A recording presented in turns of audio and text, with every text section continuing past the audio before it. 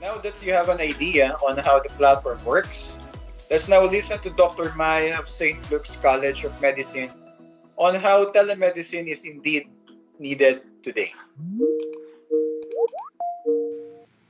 Hi, Dr. Maya. Thank you for joining us today.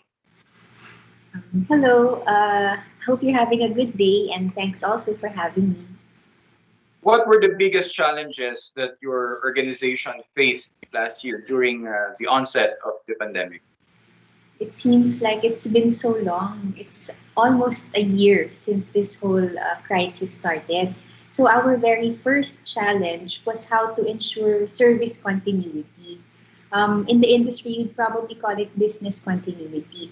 But our mandate as a school, and I represent the St. Luke's Medical Center College of Medicine, our main mandate is to be able to continue teaching our students to prepare them to become the health professionals of the future. So last year, our schools had to close, and we were faced with the challenge of how to continue teaching our students given the fact that nobody was prepared to go online at short notice. But thankfully, we did have some preparations that were in place because we were already talking about, how to continue teaching in a short-term disaster situation.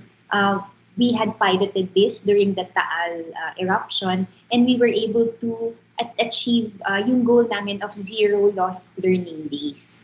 So that was our first goal, to have zero lost learning days. But of course, as the pandemic continued, it got a little bit more difficult because as we have all learned, over the past year, that this particular disaster, because of the uncertainty, because of the length of time, the changes that have really been instituted, this is really different from anything that we had experienced before. And so the next challenge was how to be constantly able to recalibrate and adapt, particularly given the needs of our stakeholders.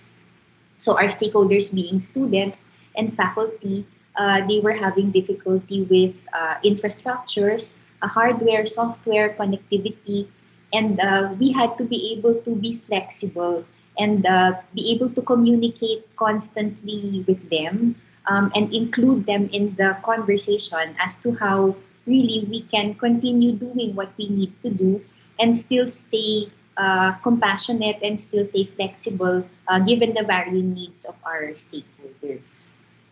What do you think are the good impact of having technology partners such as PLDT Enterprise to, of course, the practice of this kind of profession? Mhm. So in technology enhanced education, we have the concept of what's called the iron triangle. So this iron triangle, it links cost, quality, and access. Particularly when you're talking about technology, we all know that technology requires a large startup investment cost. So Yeah. partnership with CUDOC, and this has actually happened. I mean, this isn't something that we invented, but that over the decades of educational use of technology, similar partnerships have also happened in other settings. And this is a way for us to address the startup technology cost so that we can ensure quality, be able to use the technology for the educational purpose and not have to drive up the cost of education. And that was a very, very important thing that we, continue to ensure access or accessibility of medical education because we don't want education to become so expensive that it becomes inaccessible because then we would lose the opportunity to produce more medical graduates to serve the needs of our country. Thank you, Doc Maya, for that very insightful, that very informative insight you've provided, and we hope to see more of this insight from the likes of leaders like you. Thank you again, Doc Maya, and see you soon. Thank you very much for this opportunity to share. Thank you.